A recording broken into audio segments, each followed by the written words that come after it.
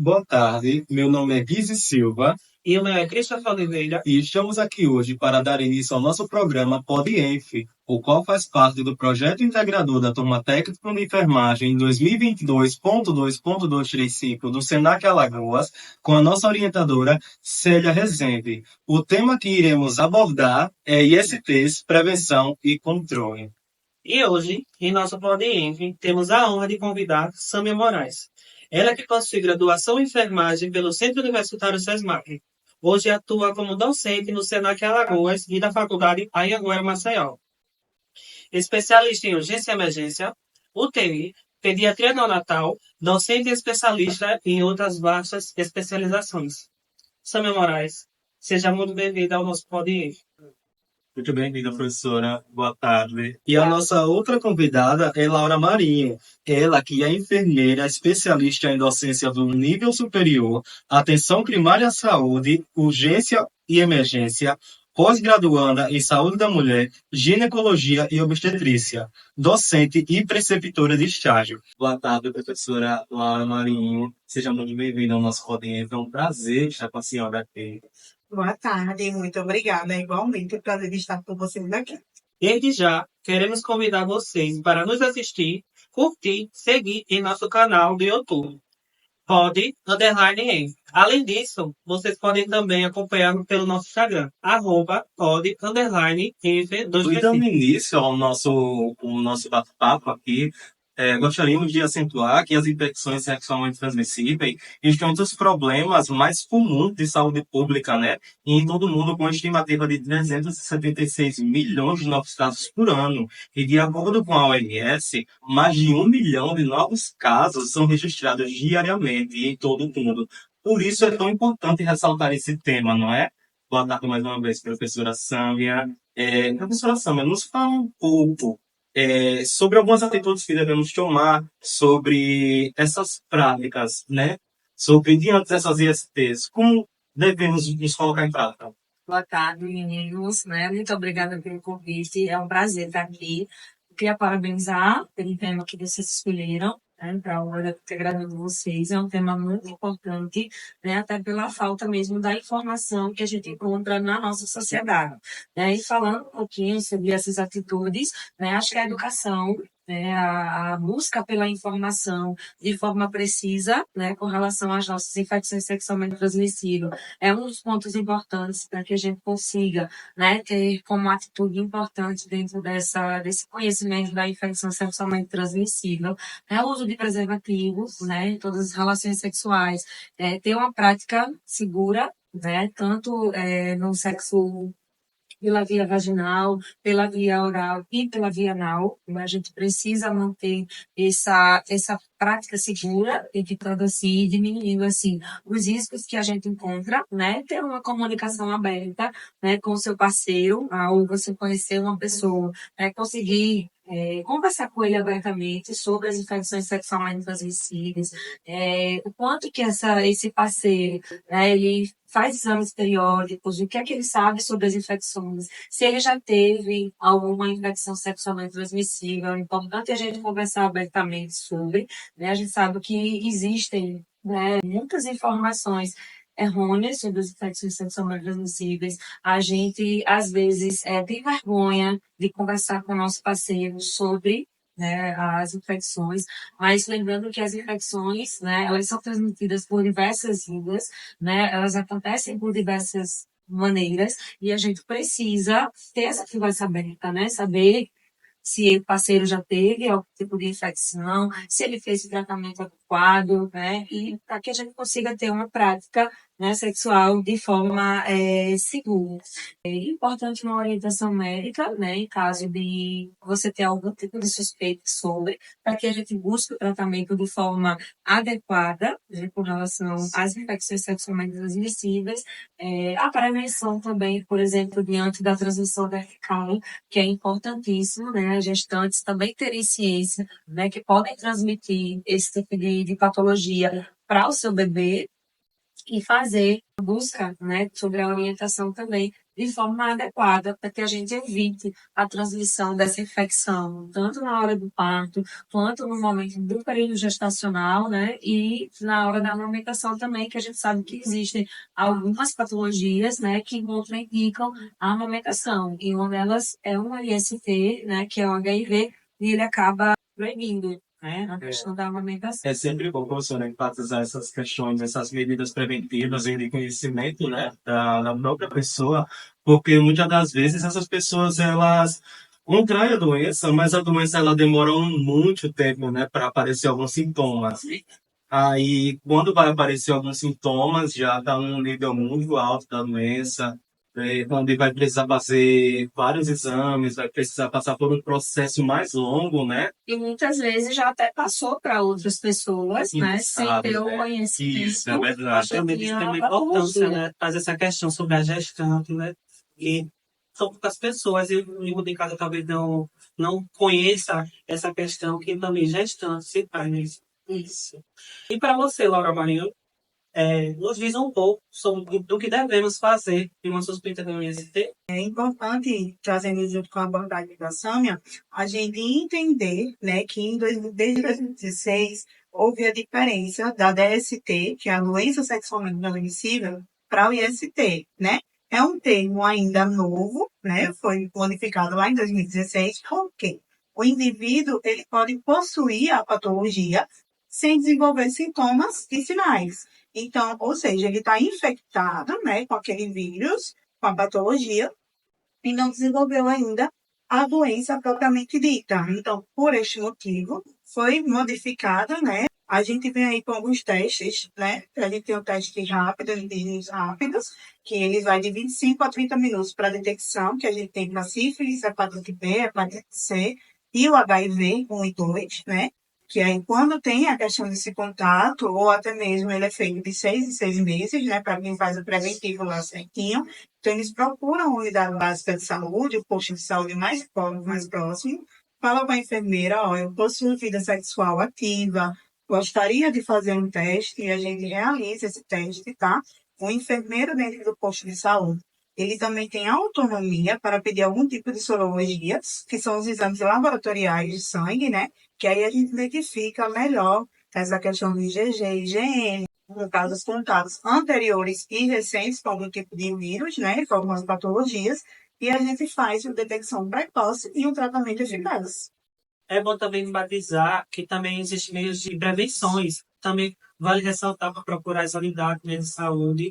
É sempre essencial, né? Quanto mais a gente descobrir, melhor, né? Isso mesmo. E, professora Sâmia, fala pra gente também um pouquinho desses sintomas, mas esses sintomas mais comuns, porque muitas das vezes as pessoas elas se diferenciam, dizem, não, não vou procurar uma unidade básica de saúde, não vou procurar uma ajuda, porque esse sintoma eu já tive anteriormente e foi determinada coisa que passou. Então, diante das infecções sexualmente transmissíveis, né, a gente vai falar sobre sintomatologia específica para cada tipo, né, de micro-organismo que o paciente ele adquire, né, que vírus, que bactéria, que qual tipo de infecção ele está apresentando. Mas, em geral, né, é bom salientar também que algumas infecções sexualmente transmissíveis, elas aparecem de forma assintomática, né, em que o paciente ele não aparece com sintomatologia e muitas vezes é isso que dificulta,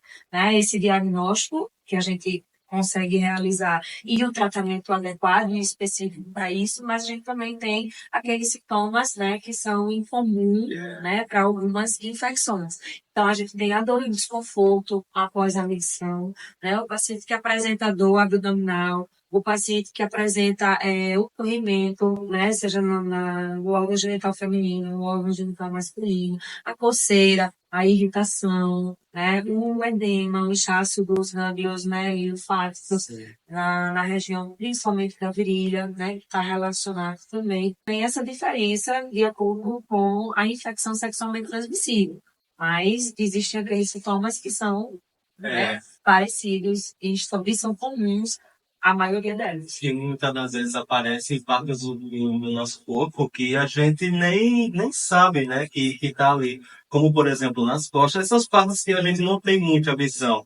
né? E normalmente a gente acaba negligenciando Que isso, né? muitas vezes, né, está muito relacionado também, por exemplo, algumas infecções sexualmente transmissíveis que aparecem de forma aguda, elas apresentam sintomas de gripe comum, né, uma dor no corpo, uma coriza. Então, imagine vocês, se toda a população, né, que tivesse sintomas, por exemplo, de pais, elas imaginassem que estavam com IST. Né? A gente não ia conseguir dar conta, né, da quantidade É verdade. de pessoas que iriam em busca As disso. pessoas leigas, né? Pensam até que é uma alergia, né? Que no Exato. caso não é uma alergia. Exatamente, tô gripado, né? Tô gripado, e aí não sabe. Então é importante quando a gente tem essa educação em saúde voltada para essa conscientização, né? Que faz com que a gente consiga entender que, por exemplo, eu tive uma relação que foi de risco, né? O meu parceiro, ele, né, tem alguma infecção sexualmente transmissível. E logo após a isso, eu apresento esses sintomas, né? Então, é importante a gente ir em busca dessa informação, né? Ir em busca de um acompanhamento, seja no posto de saúde, seja o seu ginecologista, né? Que você vai regularmente para fazer essa busca, para identificar se realmente, né, você adquiriu ou não. Pegando um gancho, Laura Marinho, me fala um pouco sobre a importância dos exames que são realizados. Então, né, como a gente tem conversando, a questão da prevenção mesmo, da detecção precoce, né, para um tratamento eficaz. Por exemplo, como eu falei, o teste rápido ele é feito de 6 em 6 meses, e aí a gente consegue detectar se aquela pessoa tem ali aquele vírus ativo, né, tem alguma patologia ativa, lá da sífilis, do HIV, das hepatites, né? Como também a gente tem a citologia, né, que a citologia ela é feita anualmente, se a mulher não tiver nada diagnosticado, ou, se for preciso, ela também pode fazer ali em algum intervalo de tempo, como, por exemplo, de 6 em 6 meses, dependendo do diagnóstico que aquela mulher tiver, né, para algum acompanhamento. A importância é essa, da gente ter um diagnóstico precoce, né, da gente acompanhar, de fato, a saúde e da gente observar, tendo em vista que a população, né, eles estão tendo a vida sexual ativa muito precocemente. Então, é importante essa questão do acompanhamento, né? Seja ele lá, como a senhora falando, seu ginecologista, para o homem, o seu urologista, né? Ou até mesmo com a enfermeira lá no nosso posto de saúde, para a gente fazer esse diagnóstico precoce ou informar para a mulher, ó, tá tudo ok, próximo ano, conto com sua presença, né? Para o nosso exame preventivo. É verdade, eu também devo falar isso, porque vale muito ressaltar, né, a questão do diagnóstico, que era de extrema importância, né? Por exemplo, quando a mulher é diagnosticada com HPV, e aí a gente vem com as verrugas, né? Que o HPV existe vários tipos de vírus, né? Tem alguns específicos que geram a questão da verruga e tem outros que ele vai causar lesão no colo uterino. Então, quando ele causa lesão no colo uterino, quando a gente identifica lá uma lesão anormal lá no colo uterino, a gente encaminha essa mulher para fazer uma colpocitologia, que lá ela vai colher um pedaço daquele tecido, certo? A amostra daquele tecido, para que seja feito um tipo de biópsia, ou até jogado um tipo de líquido para que ele mude de cor, né? Então, quando tem essa lesão, ela fica amarelada, né? Ela fica esbranquiçada, e aí já dá um diagnóstico característico de uma lesão causada pelo HPV. E aí a gente faz essa coleta desse tecido, dessa amostra de tecido, é enviado para o laboratório e vem os NICs, que a gente tem lá aquele controle NIC1, NIC2, NIC3, que é falando propriamente sobre os cânceres mesmo. E aí é quando a gente diagnostica o câncer de colo uterino, certo? Em que estágio está esse câncer? Então, se essa mulher tem o HPV, se ela tem uma lesão de colo uterino, se ela foi diagnosticada com o tipo de NIC, então quanto mais baixo, mais fácil da gente fazer o tratamento, e quanto mais avançado, difícil, aí a mulher entra na quimioterapia, na radioterapia, certo? O que lá no início, quando ela tem as lesões, a gente consegue resolver com a cauterização.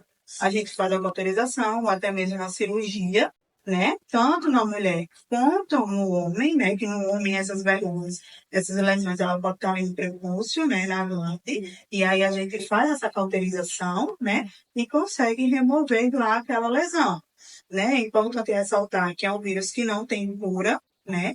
Ele fica lá a gente chama que é adormecido no organismo, e é que é preciso um acompanhamento, né, de forma adequada para a gente estar sempre investigando, porque ele é um vírus oportuno. Ele vai esperar que a sua imunidade baixe para que ele diga, eita, estou aqui novamente. Então, é importante esse acompanhamento, né, para que não gere lá o NIC 3, o NIC 4, e a mulher vá, o homem, vá para uma radioterapia por algo que ele podia tratar bem antes. O técnico enfermeiro pode solicitar ou dar esse diagnóstico. O enfermeiro, ele pode solicitar os exames. Aí, na justificativa da solicitação, a gente pode deixar explícito o que foi ao nosso olhar. Por exemplo, quando eu solicito esse exame mais específico, posso botar lá na justificativa HPV e com interrogação, porque eu quero que quem faça o exame foque para ver se ali é de fato um HPV ou isso. Como também a questão da sífilis. A sífilis tem mulheres que no colo uterino ele fica vários pontinhos lá vermelho ao redor lá da fenda do colo uterino. Então, quando a gente identifica esses pontinhos vermelhos, pode ser através de miomas, de nódulos uterinos, ou pode ser característico de sífilis. Então, quando a gente vai solicitar um exame bem mais específico para isso, algum tipo de biópsia, a gente vai lá e bota na justificativa. Sífilis, nódulos uterinos, então eles vão focar no que foi que a sua visão, a sua percepção como enfermeiro viu lá. Pegando esse gancho da Laura Maria, professora Sâmia, eu gostaria de fazer uma pergunta para a senhora. Sabemos que os jovens hoje em dia são os que estão tendo mais contato precoce, né? Com essas ISTs. Eu queria que a senhora falasse um pouco mais sobre esse público-alvo hoje. Quem é esse público-alvo? Se as pessoas maduras, se são aquelas pessoas mais jovens, quem são esses públicos-alvo? E hoje em dia a gente pode falar, né, de homens e mulheres jovens, que seriam exatamente a população que apresenta um grande percentual, né, do aparecimento das infecções sexualmente transmissíveis. Até um tempo atrás, né, a gente tinha uma idade basicamente de 25 a 39 anos como o público, né, que mais era diagnosticado com infecção sexualmente transmissível. Hoje, né, infelizmente, a gente tem outra realidade. Né? O início precoce da atividade sexual, ele muda muito esse quadro. Né? Ele traz como esse público sendo um público muito mais jovem, né, do que o que a gente tinha anteriormente. A gente tem hoje um número de meninas com 20, com 16, 17, 15 anos, que apresentam infecções sexualmente transmissíveis, muitas vezes pela falta da informação, né? E muitas vezes até também pela vulnerabilidade, né? Da localidade, pela vulnerabilidade de não ter acesso à educação em saúde, né? A ter conhecimento dessas informações, né? Então, esse público, ele vem diminuindo bastante, né? A gente tem os homoafetivos, né? E existe também, né, um público gigantesco com infecção sexualmente transmissível, né? Pela prática sexual, né, ela favorecer esse aparecimento. As pessoas que fazem uso de drogas injetáveis, né, que fazem compartilhamento, né, de seringas, é importante a gente falar, e principalmente as pessoas que apresentam multiplicidade de parceiros, né, que é um dos principais fatores de risco diante das infecções, né, a prática sexual de parceiros diferentes, ela aumenta muito mais a possibilidade de aquisição dessas infecções. É sempre bom focar nessa importância, porque não é só um público, né? Somos todos por isso, né? Gigantesca. E muitas vezes, após, né, a aquisição dessas infecções, as pessoas têm, após isso, ele gera também uma vasta possibilidade de situações, né? Tem aquela pessoa que adquire, ela se revolta, né? E ela acha que ela tem direito, né, de passar para outras pessoas. Ah, mas quando eu adquiri, ninguém me falou. A pessoa que me transmitiu, ela não me falou que ela tinha, né, um HIV, por exemplo. Então, ela se acha no direito, muitas vezes, de perpetuar essa infecção porque ninguém avisou ela que tinha, né, que poderia transmitir. É, Então, acaba transmitindo para outras pessoas que muitas vezes têm um conhecimento que é portador, por exemplo, de uma doença. muitas das vezes, aquela pessoa ela entra naquele estado de ciclo, né? De negação, até chegar à aceitação, é um processo muito longo. Aí, dependendo dessa infecção, né? Que muitas delas não tem cura, acaba sendo, para aquela pessoa, meu mundo acabou ali, né? Aí a pessoa também precisa passar por um apoio psicológico, né? É muito importante isso. E, professora Sami, eu tenho mais uma pergunta para a senhora. Eu queria saber a sua opinião, porque tem os profissionais da saúde que eles têm preconceito quando aquela pessoa vai fazer o exame e aquela pessoa dá positivo para aquela determinada infecção. E essa pessoa acaba usando uma luva a mais, acaba tendo um cuidado a mais que com aquele outro paciente ele não tinha. Para a senhora, esse preconceito, como é que precisa ser quebrado? Como é que precisa mudar isso? É importante, né, também essa pergunta, o que eu costumo dizer, normalmente, principalmente em sala de aula, quando eu estou falando de infecção sexualmente transmissível, é que nós, profissionais de saúde, somos os portadores fiéis dessas informações, né? Então, a gente precisa, né, trabalhar com esse público, trazendo para eles uma empatia, uma confiabilidade, né, respeito diante da patologia que ele está apresentando, né? Então, acho que a educação e a conscientização sobre as ISTs é importante para os profissionais de saúde, né? Até porque a gente sabe que não é de qualquer forma que você adquire infecção sexualmente transmissível, né? A gente tem as vias de transmissão, né? As práticas sexuais, né? Pela via vaginal, pela via oral, pela final. Então, a gente entende muitas vezes como é que a gente adquire esse tipo de infecção. Então, a gente precisa confiar no conhecimento que a gente tem, até para transmitir para outras pessoas, né? Olha, assim não vou pegar, né? Uma infecção sexualmente transmissível. Assim você pega, assim você não consegue adquirir infecção. Como a gente é portador dessa informação, a gente pode, né, transmitir, fazer educação em saúde, fornecendo essas informações.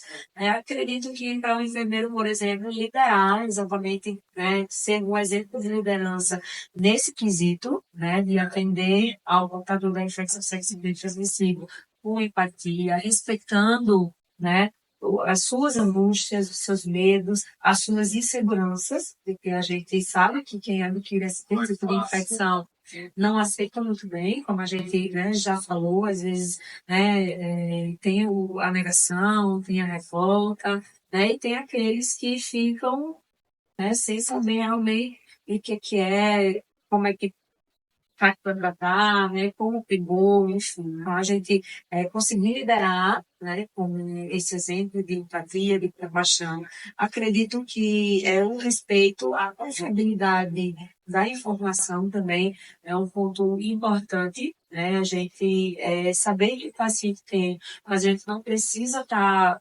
falando, né, abertamente para todo mundo. Quem o paciente ali é portador da infecção sexualmente transmissível. Cuidado, Não direto, né? então. Cuidado. Não direto. Exatamente. A gente precisa ter empatia e a gente precisa ter, né, a ética de guardar aquela informação, né, de saber quais os momentos que a gente precisa, né, falar ou não falar.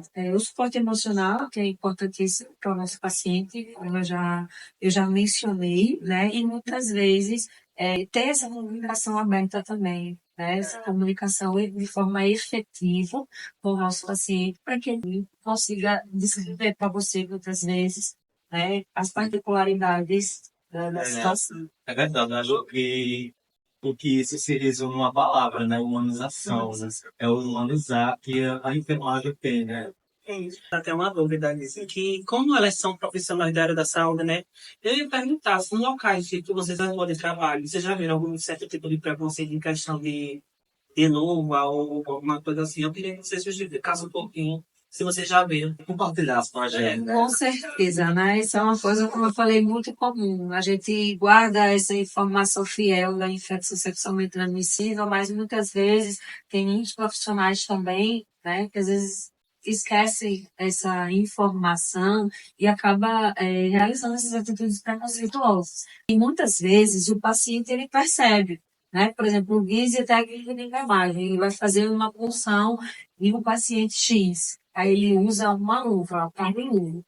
Aí ele vai fazer essa, né, uma outra punção em um paciente portador do HIV, que ele sabe que é portador. Então ele vai lá e pega 5 pares de luva. Então, quem está ao redor, né, e o próprio paciente, ele percebe, né, que ele está usando 5 pares de luva, por exemplo, porque ele detém a informação e que ele é portador do HIV. Então, esse paciente é constrangedor. Né? Eu já vi muito isso. Né? A gente, como eu falei, tentar, né, liderar isso de uma maneira segura e com empatia e respeitando, né, o nosso paciente, mas às vezes a gente não consegue esse controle, né, muitas vezes porque até os próprios profissionais, eles falham nessa informação. Eu já vi na questão quanto enfermeiranda, porque quando eu era estagiária ainda, quando uma mulher chegou para fazer citologia já diagnosticada por sífilis, e com as úlceras, né, que a gente sabe que a sífilis ela tem aquelas lesões, e aí o profissional foi fazer o procedimento, jogou lá 2 capotes, 2 máscaras, tota, touca, e no tempo foi logo voltando a questão da pandemia, né? Joga aquela viseira também, então a gente vê que é um pouco assim, Desproporcional, né? isso. E aí, até pro paciente, ele meio que tende a se isolar da sociedade, né? Por achar que a sociedade vai discriminar ele como pessoa. E não é isso, né? Que a gente quer. A gente quer que as pessoas elas façam o tratamento, mas que elas se sintam parte da sociedade, né? Que elas busquem, e isso até serve de barreira nessa questão quando eles vão buscar atendimento profissional, né? Às vezes eles mentem, porque tem essa questão da confiança, né? E eles terminam, ó, fui profissional tal, o profissional agiu assim, dessa forma, e vai no boca a boca, e a gente termina ficando com aquela barreira mesmo, dessa questão da volta da promoção da saúde, né? Quando acontece esse tipo de coisa. Ele vai lá para procurar ajuda, né? Então, é Isso. isso que a gente usa, porque é isso que ele também espera, é ser acolhido, é a enfermagem que faz, né? Com tudo isso, englobando, qual é o conselho que vocês, como enfermeiras, profissionais da saúde, são docentes, qual o conselho, qual a mensagem que vocês deixam para esse público que está assistindo? Então, pessoal, vejam só, é importante a questão da educação sexual, né? Hoje a gente conversou que os públicos eles estão tendo a vida sexual ativa bem precocemente, então a importância lá de que os pais, né, a mãe, né, que tem essa questão ainda, né, a mãe e o pai, sempre com essa criança, seja ele homem ou mulher, eles precisam ter noção dessa questão da responsabilidade, né? Como também a gente fala muito a questão da, quando a gente fala em educação sexual, a questão de já de criança ele ir tendo noção do que pode ser tocado ou não tocado. E daí a gente já vem, quando atinge uma certa idade, né? Quando a mulher ela já vem com a questão da menstruação, da mãe ir conversando, ir aconselhando, né? Sobre a questão das DSTs, sobre a questão dos métodos contraceptivos, né? Os métodos de prevenção, como também a importância de fazer esse acompanhamento, né, lá no posto de saúde. Eu sempre falo do posto de saúde porque é bem acessível, né, a porta aberta, o enfermeiro sempre está lá, então o teste rápido, como foi falado, leva de 25 a 30 minutos para a detecção de algum tipo de vírus, a citologia. Toda semana tem lá no posto de saúde, então para detecção precoce, né, Sâmia? De alguma patologia, e aí, Sandra vai acrescentar mais alguma E acho que coisa? é a prática segura, né, da relação sexual. A gente, muitas vezes, precisa pegar no ponto X, né? A prática segura, ela é um dos pontos mais importantes. O nome já está dizendo, uma infecção, né, que é transmitida principalmente pela prática sexual e que a gente precisa orientar o nosso público quanto a essa prática segura, né? Inclusive o uso do preservativo, ele se dá, né, nas 3 modalidades, né? Tanto no sexo oral, quanto no sexo anal, quanto no sexo vaginal, né, genital. Ele precisa propagar essa informação, né? Muitas vezes, como a Laura falou, a educação em saúde, às vezes até mostrando as consequências que a gente tem com essas patologias, né? Os sintomas que o público apresenta, homens, mulheres, né? O corrimento, por exemplo, de uma gonorreia, as verrugas de uma HPV, né? Para que as pessoas elas consigam entender que não é só o que a gente está falando, é o que realmente a gente tem como sintomatologia, para que consiga, pelo menos, né, entender um pouquinho a nossa preocupação com relação a efeitos sexualmente transmissíveis. Me aplaudindo. É, Muito aplaudindo. A opinião de vocês para o nosso assunto. e com isso, o nosso podcast ele vai chegando ao fim, infelizmente, né? Eu gostaria de agradecer a professora Sâmia Moraes por ela se dispor, né? Dispor seu tempo aqui com a gente, ter aceitado o nosso convite e ter compartilhado informações tão importantes para a gente. Obrigada a vocês pelo convite, pela confiança, né? Sempre que precisarem, estou à disposição. Obrigado. Laura Marinho, eu estou sem palavras. Está tão grato porque você aceitou nosso convite. Saiba que eu, tanto meu colega Guise como a nossa turma completa, sinta-se abraçada e no nosso mundo compartilhado. Eu quem agradeço, né? Quando cheguei, fui bem acolhida, né? Bem recebida por vocês, né? Incrível essa ideia de fazer isso, né? Para a gente ver aí com a educação em saúde, né? Somos da equipe de enfermagem, somos isso mesmo, promotores em saúde, né? Agradeço essa oportunidade de estar compartilhando um pouquinho de experiência e conhecimento junto com vocês, né? Unidos, somos bem mais fortes, certo? Alex, E faço da palavra da professora Sâmia a minha, né? Quando precisar, estarei à disposição. Obrigado, as portas estão sempre abertas. Muito obrigada. E agradecemos também a toda a nossa equipe de produção, a equipe de comunicação, a professora Célia Rezende, que está junto com a gente nesse projeto, né? Desse produto que estamos deixando para o Senac. Agradecemos também a toda a nossa equipe e sigam a gente, curtam, comentem, compartilhem. Muito obrigado, pessoal, por ter assistido até aqui. Fiquem todos com Deus e até a próxima. até mais, pessoal. Se Tchau, cuidem audiência. e, por favor, se prevenam. Tchau. Tchau, gente.